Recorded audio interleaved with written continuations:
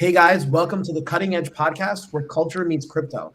Today we have the CEO of Consortium 9. His work speaks for itself. He has more than 18 years of creative and strategic development in interactive content for the world's most successful brands and franchises, including Lucasfilm, where he built websites for Star Wars, LucasArts, and James Cameron's Avatar quadrilogy. His remarkable work has been recognized by Sundance Film Festival and the Tribeca Film Festival Awards. Brooks is a friend and colleague, and for full disclosure, I'm honored to be an investor in NOR and thrilled to have what will be an amazing conversation. Please welcome Brooks Brown. Hey, Brooks, how are you? I'm doing good. Thanks for having me. And we were glad to get you. It was one of those things. We got a chance to speak to a handful of people who we know care about the space a lot.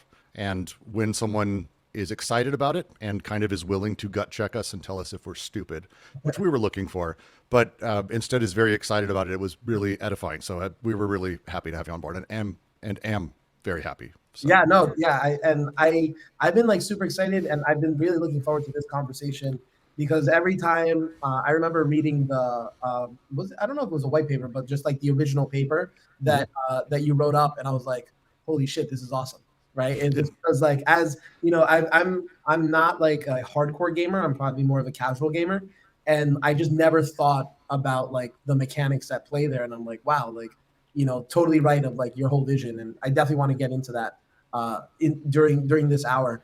But yeah, I wanted to start with you're extremely passionate and have a robust knowledge of video games and gaming. Can you just walk us through video games as a form of art? Yeah, video games are a fascinating form of art. A lot of people have over the years talked about how video games are the first interactive form, and I've always felt odd about that. And I tend to think instead that video games make visible the way art works. In order for a painting to matter, it requires not just the painter, but the viewer and the way the viewer takes it in and who the viewer is. If you go look at any painting, everyone has different reactions to things. Paintings matter differently to different people. It's almost as if it's imminently interactive as I look at this versus that in this moment, and my eyes glaze across the canvas. The same way your eyes move across a canvas or across a movie screen, you still have that same thing happen where it's almost as if your thumbs are moving across a joystick. As I adjust the game and I play with it, I'm almost painting, I'm almost building as I move. And I've been very enthralled with this sort of theory of video games for a very long time. And as you start sort of diving into that being the case of how video games sort of make meaning, how I find meaning, it's in that play, in that imminent experience. It's a question of sort of breaking down how that imminent experience works, what's interrupting it, what's playing with it, what is pushing its way in that it shouldn't be, what is pulling out that it shouldn't be, but also how do we rearrange those so things matter? How do we get, from Mario with the fun, exciting moments of flying around in Mario 64 or even just having 3D alone, all the way to the really powerful moments of my VR piece that won Tribeca, where we did a corner in Syria, a 40 by 40 room build out, you walk around, and we blew everyone up, killed a bunch of people, and you had to physically walk through a burning building. In reality, like you actually had to go through a burning building to pull rubble off a little girl's body as her father begged for your help. How do you do this and that movement towards something more? How do you make games feel for people? And to me, it's the mechanics, it's the imminent experience of it, and it's understanding that. And it's been a thing I've spent, most of my life kind of fascinated by. And only after my time at Lucas, where I got a chance to really learn how proper storytelling was done there, and then getting to work with visionaries in video games, Clint Hocking, Matthias Warch, Frederick Johnson, who's actually on board at Consortium 9 and leading our art and visuals. Just some extraordinary people who have amazing thoughts on this. And then working for James Cameron, who I think has perfected the art of what it means to go see a movie. As far as I'm concerned, Avatar is a spectacle like no one's ever experienced. In the upcoming films, I have high hopes for. As you make your way through that, how do these things move? How do they work? And as I've been able to sort of develop this, it's kind of come around to how do we play with that intimate moment with the player?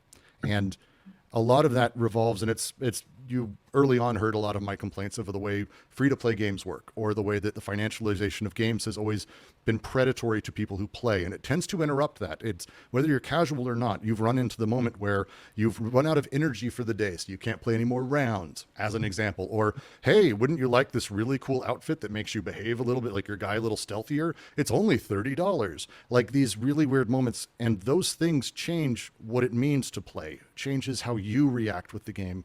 And as we see how crypto works, and as we look at the promise of crypto, the first question I wanted to ask is, what can we do different? Not just harden these modes, not just the play to earn move, which is just free to play with crypto sort of applied to that core thing, but how can we invert it so that way games can kind of play like they do in sports, which is free. My son and I play soccer, the same soccer Messi does.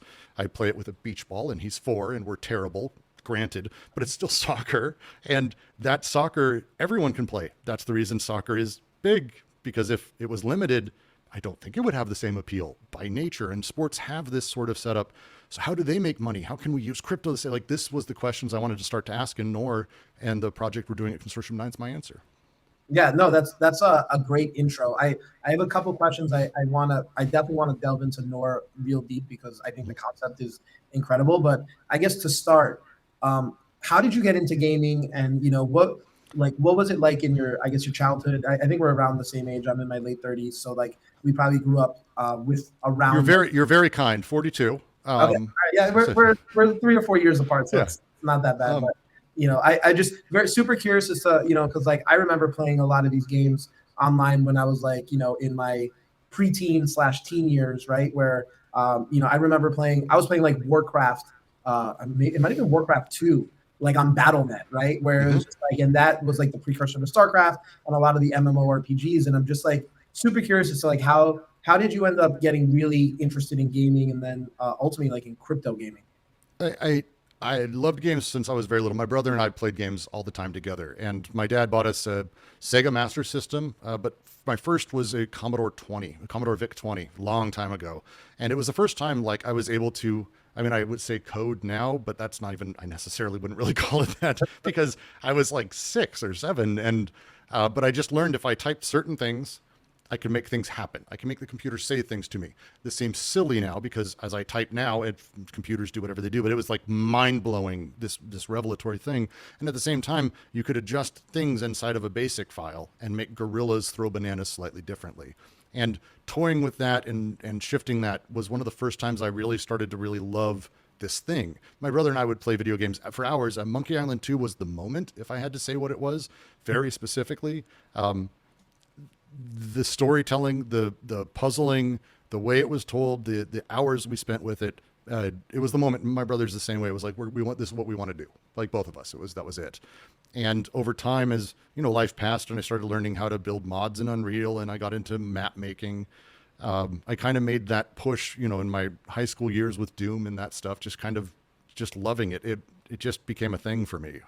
It was everything. Games were everything to me, pretty much throughout much of my entire life. It's hard for me to say otherwise. It was silly. It's silly, the amount of video games I've played. And I made a joke once to someone. I was like, I'm pretty sure I played every video game made before the year 2000. And I stick by that, because I used to pirate a ton of ROMs, and I would just sit and play and play and play. I played Japanese versions of games that I didn't even know existed. Like just weird wastes of time. My dad used to say it was the biggest mistake of his life, was buying me that video game system. And he doesn't say that as much anymore, but I get why he said that for a few years, for sure. Yeah. And so then when you went to college, what did you study? No, you didn't go to college. Okay. No, I had, we'll say, an unconventional life. One of the sort of impetus and drives for me, I was a student at Columbine, and following that, I kind of fell off. Like it's not an easy thing to go through. Obviously, there's a lot of difficulty, and I took a long time to heal from it. And I didn't get a chance to really do school. I did like 3 weeks of community college. I don't think that counts. And mostly I just sat at home and was depressed, occasionally going out and doing stuff. And again, games were a bit of a refuge for me for a long time. I ended up sort of just by nature of being a shut-in and loving code early on, building websites. And that's really how I ultimately got back towards games, because I started building websites for realtors and photos for houses that are trying to be sold, and then this and then that, random jobs, and which ultimately, thanks to actually my brother who ended up at LucasArts, he recommended me to a recruiter who brought me into Lucas Online, which was part of Lucasfilm's online division, writing for StarWars.com, building websites, and heading up social media.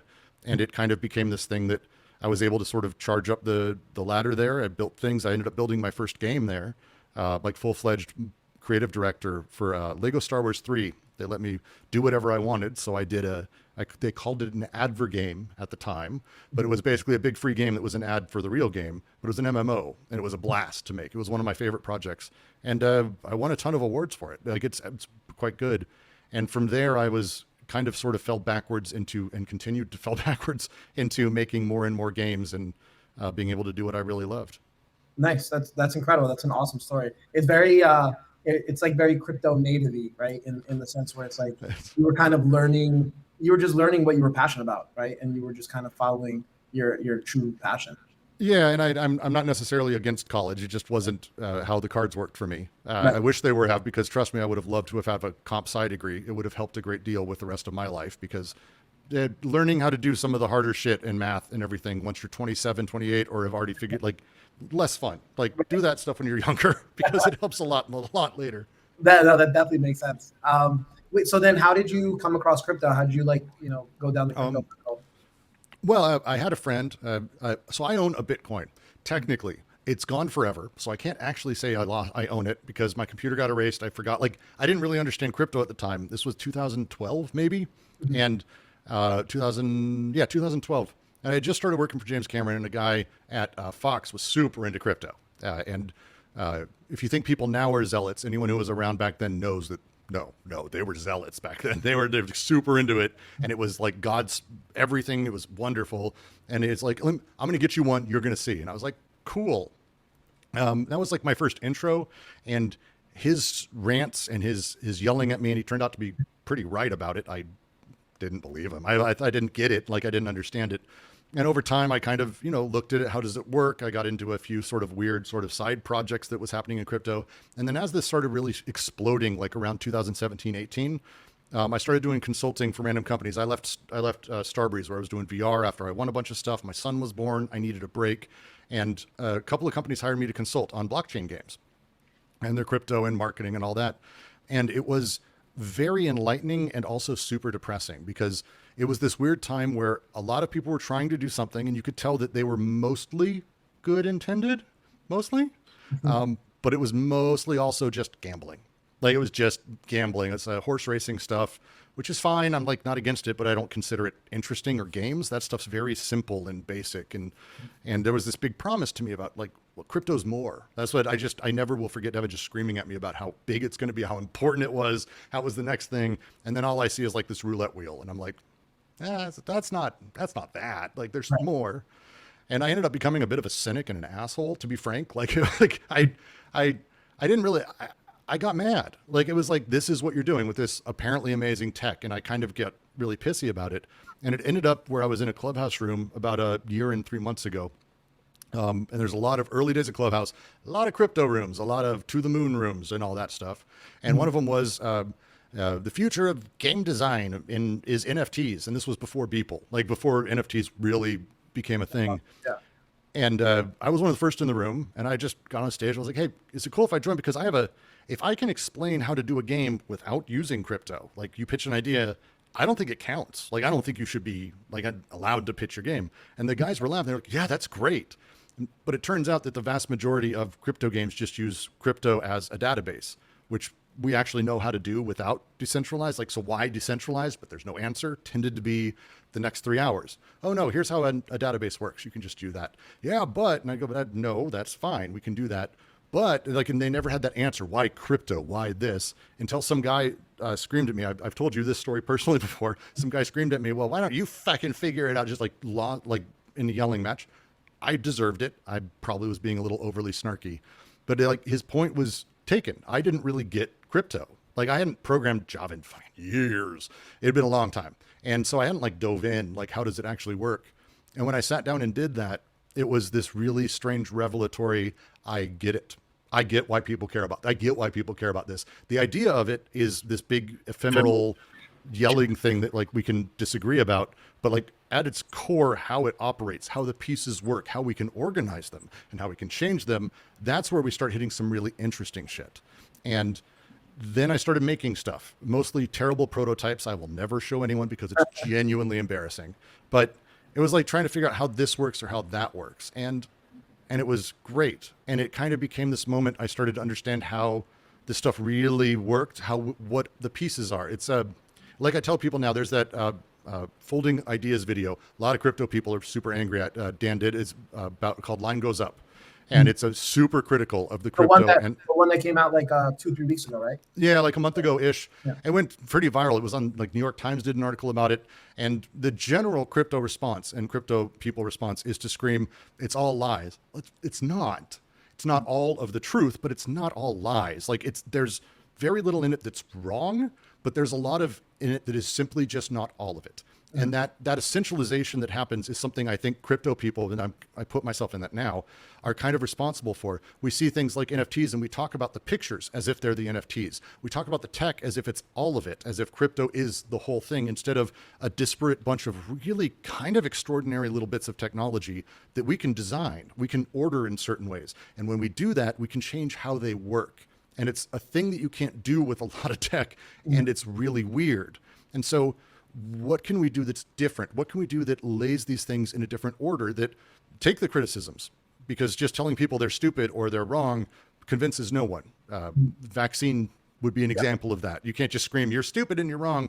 My dad's a Trump voter. We disagree on politics. If he says I'm stupid, I say he's stupid.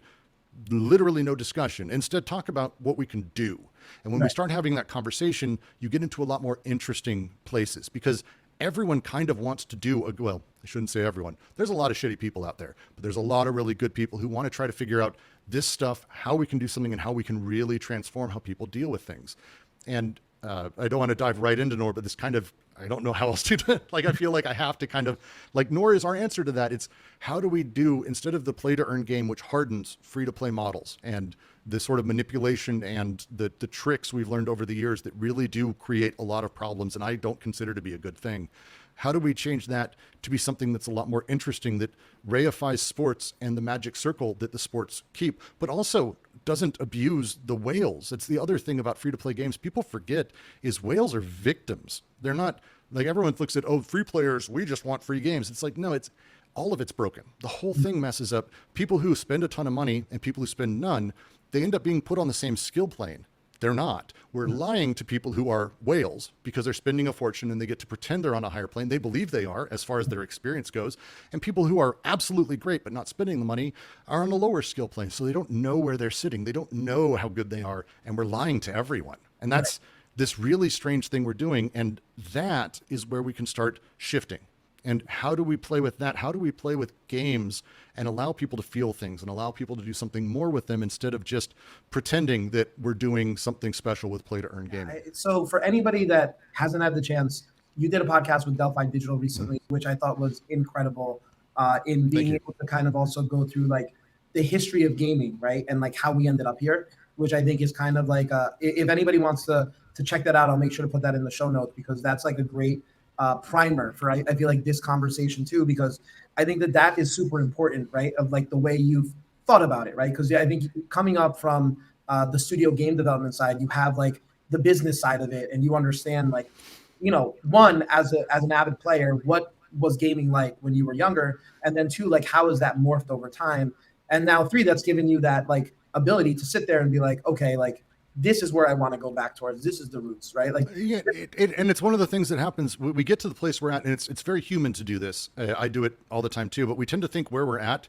is almost inevitable. Free to play gaming as a thing, we tend to think was just like whole cloth birthed. Oh, here is free to play gaming for you, but it's not really how things work. Things work in very slow, weird, disjointed ways where we add a thing here and a thing there. Like I like to talk about free to play gaming as a thing is a response to PC bangs and piracy in Asia. That's it. Like that's just what it was. You'd have a bunch of PC bangs in Southeast Asia and all of China. They'd buy games, but they'd buy games that they would install to a computer and then rent that computer for years. And so you'd have StarCraft bought one time for $40. That's all Blizzard gets. And that guy's making, hundreds of dollars just in renting that one unit out, or they would just not pay for it. So how do you, Blizzard should make money. They made the game. Like, it's silly to, like, I'm not anti-capital. I'm not against money. People have to make a living. We need to make money, especially when something's great. So how do you do that? Well, the solution was, we allow microtrans, we allow vanity items or power boosts and these other things. Those elements then got twisted by companies like Zynga and Kabam that turned them into really hardened things that basically tricked housewives and people into clicking on websites endlessly for no skill growth at all, which is a shame. And they kind of all got gummed up. Just go back, just break it all apart, find the pieces we like. The games that tend to be most popular, and there's a kind of across the board, come in kind of two flavors. There's the gigantic, massive story-based single-use games. I'm not touching that. I like that. I dig that. The new Guardians of the Galaxy, as a very specific example, I thought was going to be because of the Avengers pile of shit that they just put out. I assumed it was going to be that. It's a fantastic single purchase story game, funny, smart. It's great. I'm not touching that. I actually think there's something to be done there, but I don't have a problem there. Let's move towards how we got to where we're at with a game like Dota, for example, or League of Legends, which are not pay to win games, but man, there's a lot going on in those games now where you have 10,000 items. There's an economy inside of it. You play mostly. There's a lot of people who play just to grind out cases, and I run into those games because I'm a shit tier player. So I run into people who are just grinding through. There's a lot of weird stuff that happens in these that changes how people play. So let's break apart all of these things. Sit back and go, skill-based games tend to be the big hits when it comes to multiplayer. The things that I can very quickly master, chess, simply put, Counter-Strike, I would say, Dota, League, these things that over time I can gain skills. Lethal League is a phenomenal example. GoldenEye multiplayer in Nintendo 64, Doom, Quake Arena. These games are high skills, psychotically high skill ceilings with very easy access. With sports, that's how sports works. Like it's not crazy. So what if we just, instead of saying, well, let's put a bunch of items in there and bring that free to play stuff, what if we instead said, wait, we're in a digital space. We don't have to care about scarcity. We don't at all. We have infinite everything. So if we had infinite everything, if I had a soccer pitch that anyone could play on and it was replicated infinitely, so you and I could be playing on it at the same time as anyone else, that's cool. Why would I charge for that? I wouldn't. Like, that's stupid. It's stupid. We can all use it. But inevitably, one of us would be better than the other. And if we have 10 or 20 or 30,000 people playing, we're going to want to know who's the best. I know I'm not going to be it. I'm old and my knees are terrible now. It wasn't even good when I was younger. But someone's going to want to compete. We're going to want to see that. And as people compete, there's an emergent natural league that will form. This is how all sports works. This is how all stupid shit works. There's lumberjack competitions because of this exact same sort of emergent principle. So if you have a thing that people can get better at and be great at, that people have easy access to, let them just do it as much as you want, but you'll want that final league. So how do you get there? So for us, we see crypto and we look at it in two ways. First, we see NFTs, we don't do items. We go, what is the thing that is actually most valuable in any game? And that's the player. It's you, G-Money. You are a unique and beautiful snowflake. I am too. All of us are. We're unique, one-off people. The reason I would go see Michael Jordan play basketball, as an example, or I lived in LA for a while. You go to a Lakers game, for Christ's sake, you get to see a couple you can see some amazing people. But the reason the games matter is because, one, that's the person, and they're not going to play another game. Like, this is the game. That's why we call it the game. No one says, hey, I'm going to a game tonight, unless they don't really give a shit. They're going to the game because it matters. It's the one today. Messi's not going to play 24 rounds of soccer today. That's just not how it's going to work, because he can't.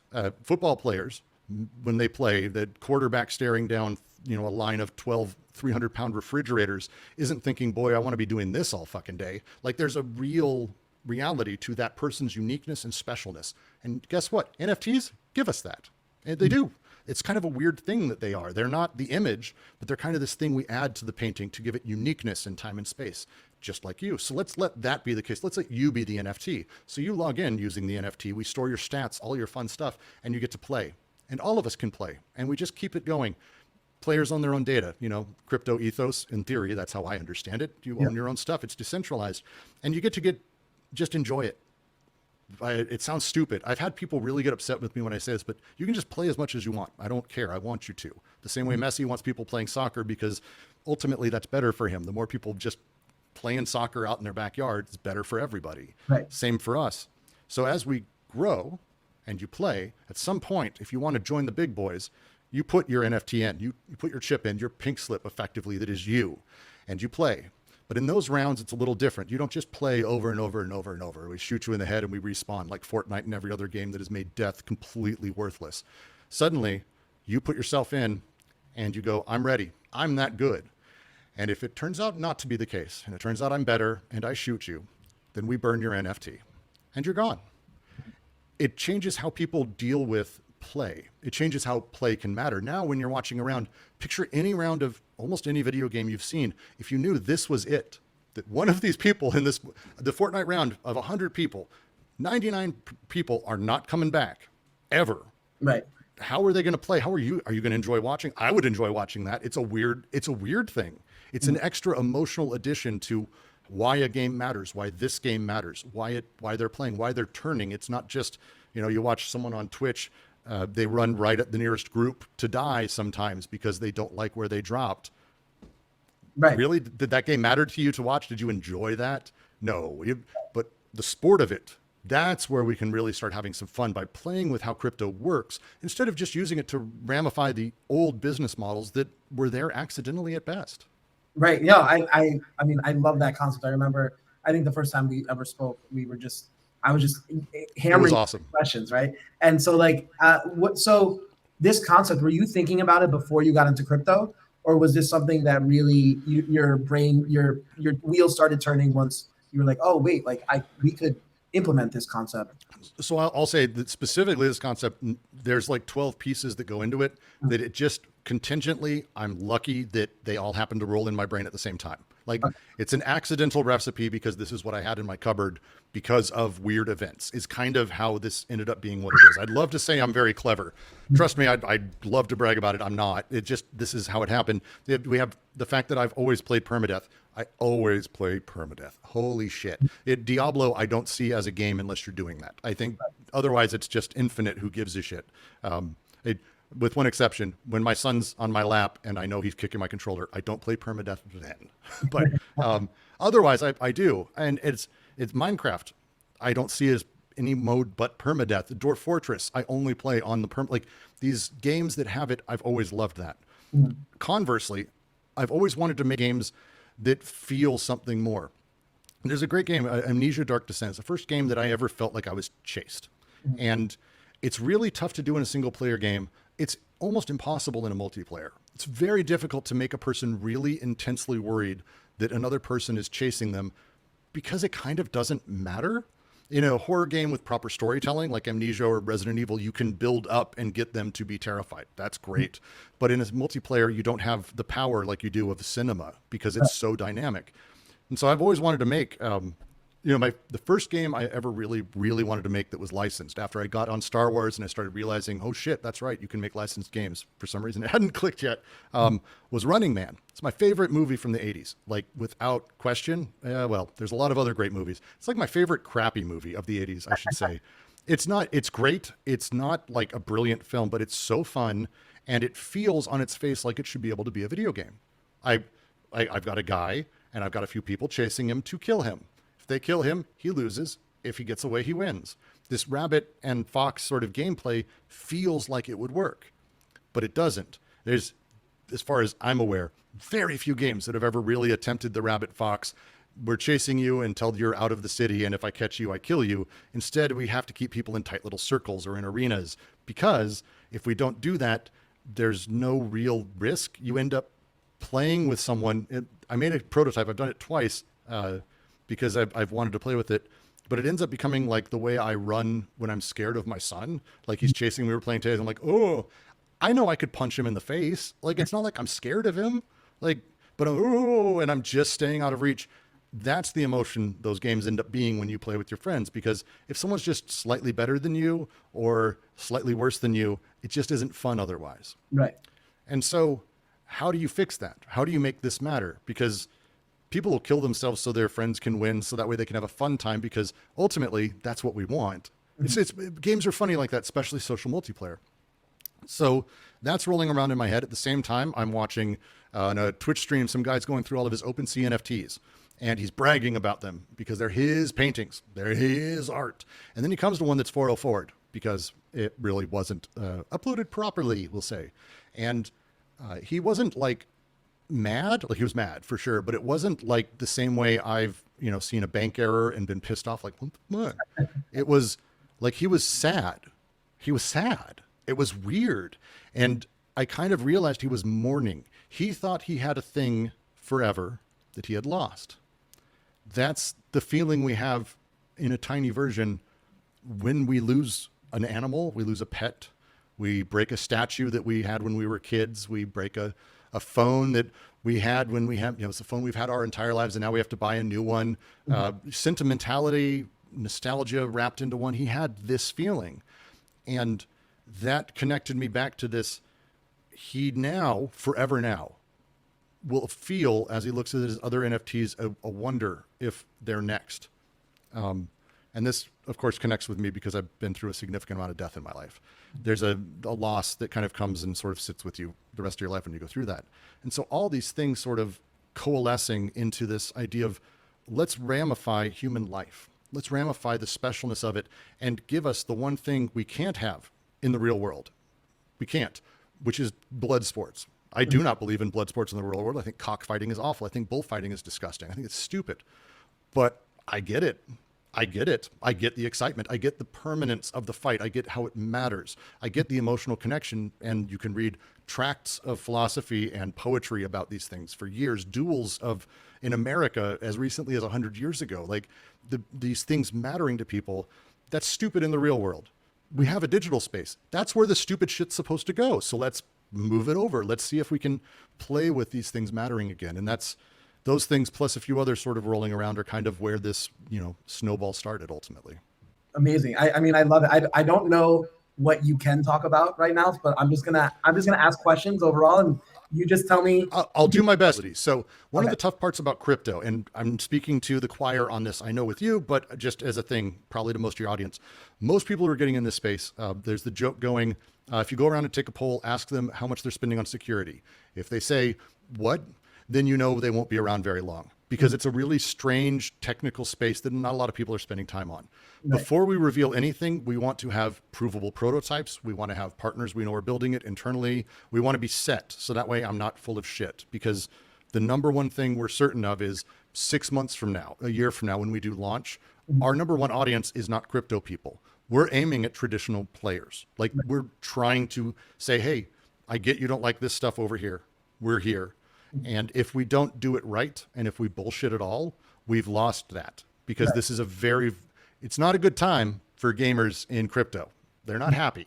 Right. And no, I totally agree. Right. I think, and that's to me, one of the things that really drew me to what you're working on, right, is like you're focused on building a fun game first, right? Because that's the key, right? Because like, even though there's a bunch of games in crypto and a bunch that are about to launch, for the most part, and I know you covered this in your podcast with Delphi, where it's like a job, right? It's not a game, right? It's like, and I think the analogy you used that I loved was, like Messi at the end of the day needs to pay his rent, right? But he doesn't need to worry about paying his rent for those 90 minutes that he's playing the game, right? And he doesn't. It's one of those things. Could you imagine how soccer would be different if I said every goal someone scores, they get $10,000. Every time they pass to a forward, they get $5,000. Every time they deflect the ball, they get $3,000. That would change. Would you ever pass the ball to the wrong person and not make money? How would you think of but this is what we do in games. This is literally what a lot of those games do. And it would ruin sports, but somehow we're okay with that in video games because we've been trained to ultimately, but I don't think it's necessary. Right. Yeah. And I love that. So I guess a question I have with regards to the permanence of death of, let's say, I put my pink slip in. What happens if I lose? So I lose my NFT. You lose your NFT, all your stats, anything that has been gained that entire season. That NFT holds. So again, the NFT we're treating essentially like a vault as a setup. It's storing your stuff, all of that.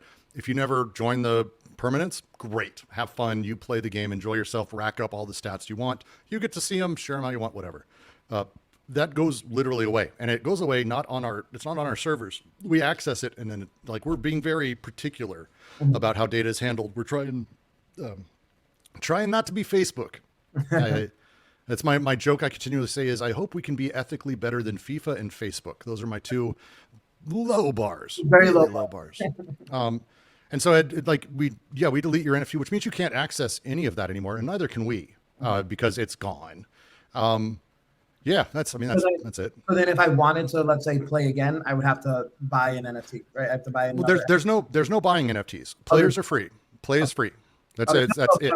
But I'm saying if I wanted to play in like the death rounds, you'd have to start all the way over with a new character. Oh, okay, all right. With a new you, a new NFT that is you, and the systems are being designed, but I will say that there is no way that you die in the middle of a season and then rejoin and do it again. That will not be possible. Okay. You maybe next season earn your way back up, but that's not going to be you're not going to be able to buy 12 tickets and then have 12 accounts. It's not how it's going to work. Okay, cool. Yeah, no, I think, like, to me, as a spectator, it makes me really want to watch, right? It's like, because to your point, is like, that would be the game, right? That would be, of course, I want to see who the best in the world is at XYZ game, right?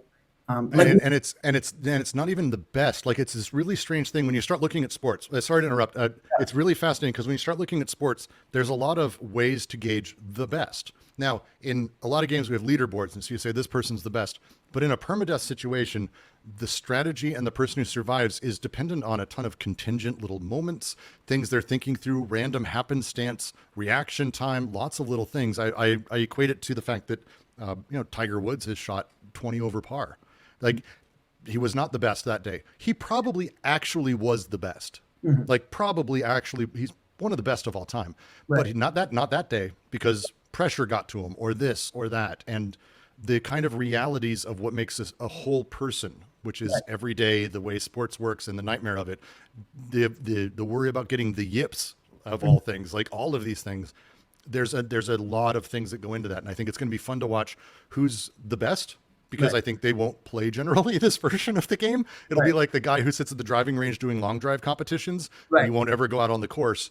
Or the guy who can hit 1 million home runs, but for the life of him can't throw a ball. There's going to be a lot of that. But then there's going to be kind of this well-rounded, these are the really good players. And it's going to be weird to find out how that works. I'm excited for it. I'm super excited for it. Right. Yeah. And to your point is like, and sports is obviously the best analogy, right? We just had the Super Bowl just happened this past weekend where, there's a reason you play the game, right? And you don't just say, oh, well, on paper, these guys are the best, because you don't know, right? Because it's like, especially when you're at such a high level of caliber, like, if I were to play a game as a casual gamer, like, I'm going to make a ton of mistakes. But once you start getting to that really, really high level, like, the mistakes are few and far between. And then, part of it becomes is, can you capitalize it? Are you nervous enough? Does the pressure get to you? And all these little things that go with like making like the best. Exactly. It's a friend of mine. So I'm not a football person. I didn't watch the Super Bowl, so I won't get the exacts right. But I do have a friend who's super into fantasy football and a lot of that shit. And apparently a couple of things he chose to do were long shots and went well. And he's like those kinds of things are where you start getting into, again, the dynamism of a real sport. There's lots of weird stuff that happens in sports where someone you don't expect to do well will do very well. Someone will do sideways, and you kind of have this really strange thing that happens as the tapestry of the game is sort of woven in front of you. And as that happens, that dynamism is what we see as being the thing that can ultimately power an economy. Not directly, not in it's plugged right in, but in what that means and what it produces can connect ultimately. I use FIFA as my example, or NFL or NBA. These are all nonprofits. How do they make their money? Well, it's because there's no money in the game. And that's their argument, and they're not wrong. They're very careful about it, because if there was money in the game, they'd be fined. Like in a lot of taxes. But instead, they make sure that their other thing, though, is they make an epically large amount of money. Video Games was proud in 2020 that it broke $100 million. $100 billion. And it should be proud. But sports that year, with like no games played anywhere, like no tickets sold, broke $500 billion. Wow. So it's like just... And that doesn't even count secondary markets like fantasy football merch. Like it's insane the amount of money sports makes. And it's because around it, they've developed these really interesting economic relationships. The team as a unit is a thing that is valued. The owner as well. The sponsorships that go across to it. The agents that are related with each player are collectively in and out of each other's business, and the contracts between them are dynamic. The teams to teams to teams. The businesses right around the stadium are all very important. You go to the wrong stadium, you know what I mean. A shithole stadium is going to have shithole things outside, but really nice ones will have nice things, because there's a positive feedback loop of people flowing in and out and money flowing in and out of both. And as you start sort of breaking this down and abstracting it, you start going, boy, I really wish we had a system where I could abstract an entire economy with a series of contracts. And it's like, this is where you start doing the thing that I think is the power within crypto. People get weird when I start bringing up Karl Marx and all this stuff, because there's this weird belief that leftism, rightism, I don't give a shit about any of that. Early on, Karl Marx in Das Kapital does a thing that I think a lot of people misread. He breaks money from capital. He's not talking about like money or anything. He's talking about how capital works, and he has a critique and whatever. But this separation he does early on, that Cezanne de Brunoff does a great piece sort of breaking out how money operates. And ultimately, there's a great book called Portfolio Society that gets into this. The way that money operates, commodity-wise, I buy stupid squid game dolls because I can't help myself and I'm a sucker, all the way to someone invests money into a company. One is capital, one is money. They don't work the same. One is about kind of producing more of itself. It's about speculation and this growth, and money is about buying something. This shift and this break is something crypto lets us play with. And I think lets us play with in a really interesting way, where the actual play of speculation can be controlled because we set what smart contracts are, we set what people can do, but it gives people just weird autonomy to play with it inside of whatever ring we decide to place around them. Because Ethereum's only in Ethereum. I can't take that to it. Like, it is what it is. Right. And so that ring gives me room to play. And so as I've talked about, and I said in my talk with Delphi, I'm not talking about play just for the person who's holding a controller. I'm talking about it for the speculators, the people who are in crypto, the whales, because their world is this same kind of play. And what we've done in video games, and a lot of entertainment's done it too, is we've mashed them and like overlaid them. And you start losing where one ends and one begins. And instead of sitting back and going, what do these people love? What do they enjoy? How can we really utilize this tech to encourage the best parts of all of this, which I believe is completely possible. And as we start doing that, we start talking about the play of each of the games being this nice pure thing, but the play of the economy not wrapped around it and strangling it, which can be the case often, but instead its own version of play. Why not?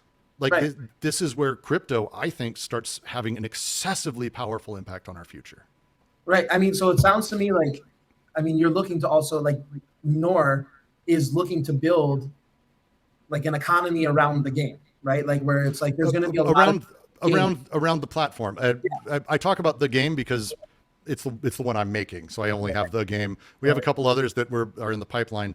Our goal is to have it be a platform. It's not a metaverse with a Second Life walk around thing. I don't believe in such things. It's you download a game on the phone, you on your console, on your PC, play it on the web.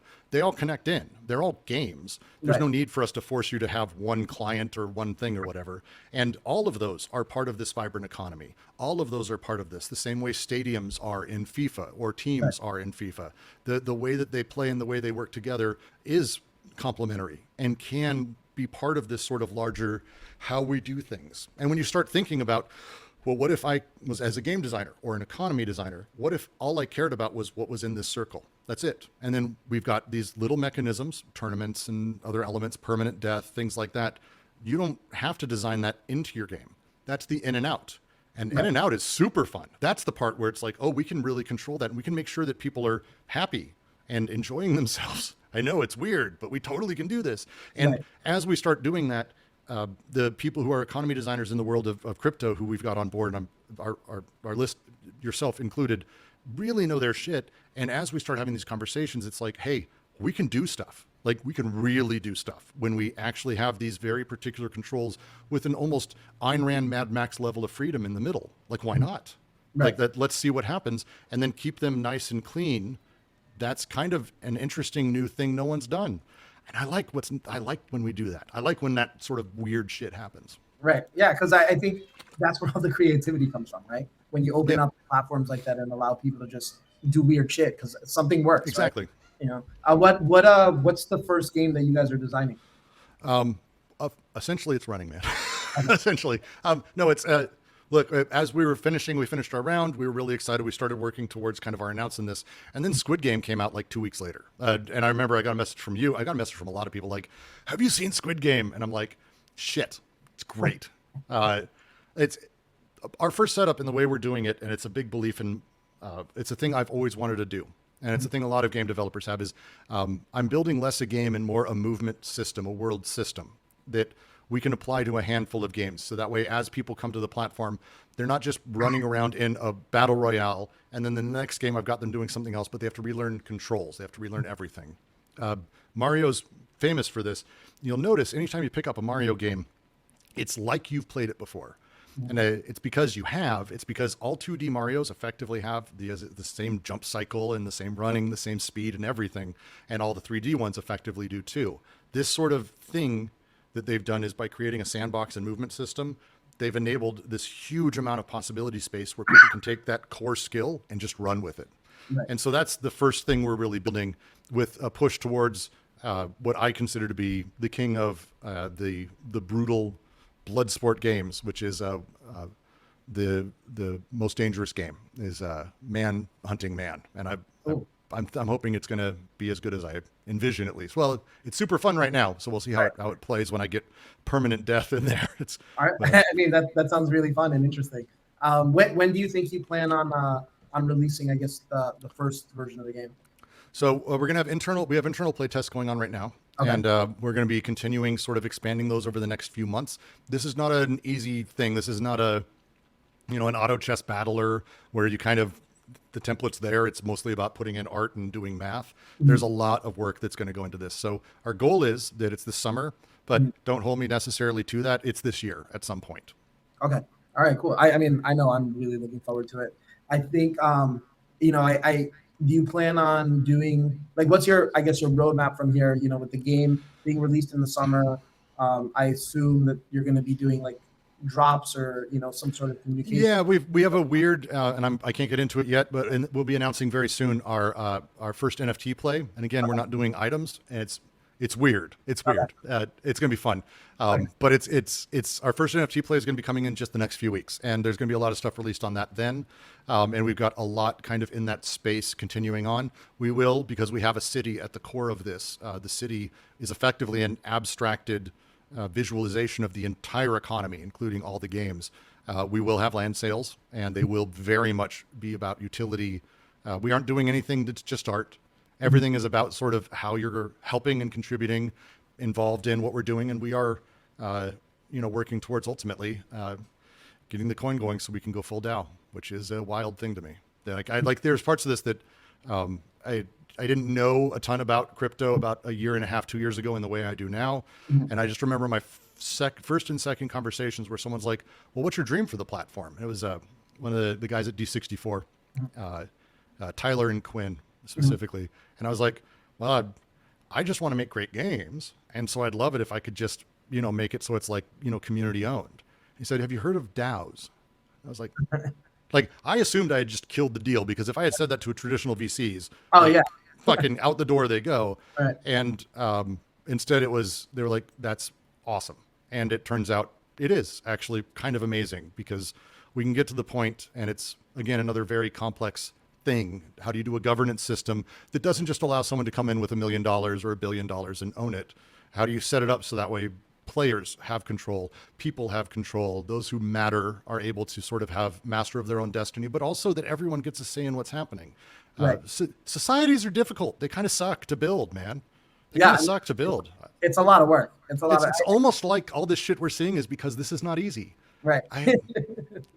Yeah, no, I totally agree.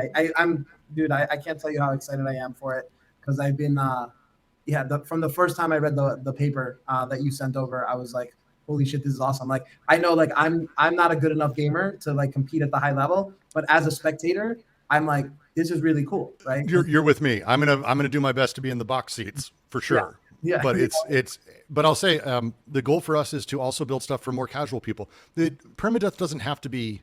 It is commonly thought of as like this brutal, awful, like for Dark Souls people and all that. Minecraft's one of its most popular modes is hardcore, where you die permanently. That's a children's game. And it's the ability to do this with match threes, the ability to play with this in a lot of very casual games, I think gives us a very unique inroad to people like yourself who absolutely we want you watching. But you know what's better is watching a game that you actually understand intimately. Mm-hmm. And it's a friend of mine super into NASCAR. A long time ago, I asked him, I was laughing about it. This I was younger. I was like, that looks stupid. Why would you ever? And he goes, you don't get it. And he started explaining to me all the little tiny nuances about how that plays. And it was like, oh, this is for people who like, it was like just this moment of like, oh, it's the same revelation I had. I played Dota for years and I didn't really watch it professionally. It's the first time I ever went, like I flew to a final. I've never done that for any video game or sport or anything in my life. And I flew to the international finals the first year and the second year. It's this insane thing. I got it because the more I play, even if I suck, and I am not very good, just very upfront, I get it. I get to see when a person moves, why that's expert. I can't explain it, and I'm not thinking that in my head, but, oh shit, oh, did you see how he moved? Oh, did you see that? And that's the same thing that happens with soccer or football or NASCAR. And this is what we want. We want people who are into the game because they play it for free, enjoy it, be shitty. G-Money, I want you to be shitty. I want you to suck at it, and I want you to have fun and play with your friends. And then I want you to watch, and I want you to care, and I want you to get in there and be really angry about what's happening and really give a shit, because that poor guy you just saw get shot in the head, or the guy around the corner who's hunting the other guy, this is his last game. Right. One of them, it's their last game. So enjoy it. Yeah, there's a lot of finality to that, right? And then it ups the stakes for everyone involved without even having to like gamble on it, right? Because I think that gambling is a version of introducing that permanence to a game. Because like you always hear it where people are like, oh, like I'm just putting some money I put some money on the game just to make it more interesting. It makes it fun. It makes it fun. Makes it you want to make it interesting? $20. Yeah, exactly, right. So yeah, no, I really appreciate that. I'm very much looking forward to everything that you guys are working on, and I know from the conversations that we've had that you have like some huge aspirations, and I can't wait to see it, because I really do also think that it's a very different way to come into the space and think about the space, and I'm super excited. I want to be flattered. I'm flattered, very flattered. Thank you, and again, like I love the conversations that we've always had, not just around games, but you're big on philosophy too, and like that, and how that has come into play. Like I really appreciated that. Whew. Those are all your philosophy books. That's amazing. I run a twice a week. It's a total of 4.5 hours of podcast recording, literally reading philosophy books and explaining them and talking through them. I am that person. Philosophy in video games is kind of everything right now for me, and it has been. How have you felt that, I guess, your knowledge of philosophy and studying philosophy has helped with you as a game designer? Immensely. Well, it goes in and out. I think early on, I didn't really get how things connected. It was only after I started getting exposed to some writers, Ian Bogost, who's a wonderful theorist about video games. Clint Hawking really got me into this as well, who's phenomenal. And video games, I think, got a little bit more philosophical too over time. BioShock is one that, Ken Levine, who I've been fortunate to kind of get to know over the years, very smart guy who cares about this stuff and very much intertwined different philosophies into that. And he's not alone. It's a thing that's happened over time. The last 5 to 6 years, I've gotten into very specifically Gilles Deleuze, a French thinker, and his philosophy and how it applies to art is, what I'm saying here and what I said earlier is not mine. That's his-ish through Ciara Crimin, C-I-A-R-A Crimin, Colin Crimin, a wonderful book called How to Explain Video Games. And it's about Mario. It's about the games that like are very simple, but this is how they make us feel and why they make us feel what they do and why we enjoy them and how we interact. And as that kind of improved, I credit it almost wholly with the work I did in VR, because as you start breaking down why a person moves the way they do, how to trick them. Ultimately, as a designer, a level designer's job is to get you to keep moving forward and not know that I'm pushing you. Uncharted is a great example of this, as an example. The ability for me to do that and do it effectively and then make that experience powerful, I credit wholly to all of that. It's incredibly important. Right. Yeah. I mean, I really appreciate you sharing that, because I think that I've noticed too, like for myself, I've become more interested in philosophy as I've gotten older, not realizing the importance of it when I was younger. So I definitely appreciate you sharing that. I have book recommendations like you would not believe. So just let me know. Sure. Amazing. All right, cool. I'll be on those offline. Just one or two more quick questions. I know I want to be a little cognizant of your time, and I know we're running over. I'm literally just here. You're good. Okay. When you for those that are looking to break into gaming, especially on the crypto side, when you're building your team, what do you look for in a game designer? So personally, there's a couple types of game designers. Let's talk about that for a second. So there's the technical, the people who are doing the math in and out of economics and things like that, who have experience ideally in engine, but primarily are building meta. How the coin's going to work, how this works, how many points does this get, how does this affect that, that kind of thing. Just flat having experience. My old joke for all of this is I would rather hire someone who's failed to launch a game or launched a failure than someone who has launched two successes that they were minorly involved in. The pain of doing a terrible thing, or at least knowing you did, and really putting yourself out there, I value a great deal. The second type would be someone who literally just cares about the mechanics. It's the most important thing to me, the minute to minute, how a jump feels. When I press the jump button, how much momentum does the player have moving forward? How long are they in the air? Which direction is it moving? What is the velocity? Someone who thinks through these things, does the math on it, and is able to sort of consider how it works. Because this is, to me, the standard, the most important part of any game. If it feels good, you're set. Apex nails it. Halo, I went and played Halo Infinite. It's a great game. Why is it a great game? Because it fucking is Halo. It feels good. It feels fun. It's great to kill dudes. Like it's solid. There are a lot of games that ape it directly and fail, and they fail not because they're not Halo. There's not like a Halo-ness to it. It's the mechanics, the moment to moment, and all of that makes a game land with people. And there's some amazing talks from tons of designers who've talked through this. Why a jump matters, why a dodge matters, how a shooting a gun impact feels, all the way through to sound designers. My little brother, who, as I mentioned, Monkey Island was the game that we decided we were going to do. Lo and behold, we both ended up at LucasArts working on the reboots of Monkey Island 1 and 2 together. And we both are pirates in it, voice-wise, which is like, as far as my life goes, that's a loop. But like, he does audio. He did guns in Call of Duty and ambient sounds. Those are things you don't notice, but if they weren't there, you would think the game sucks. It's one of those things there's so many completely complicated nightmares that are part of making a game great, that if a person's able to see that, that's to me like the most important thing when it comes to a designer. And that's kind of across the board. I'll take someone from anything. I'm currently interviewing multiple people who've done free to play and play to earn guy.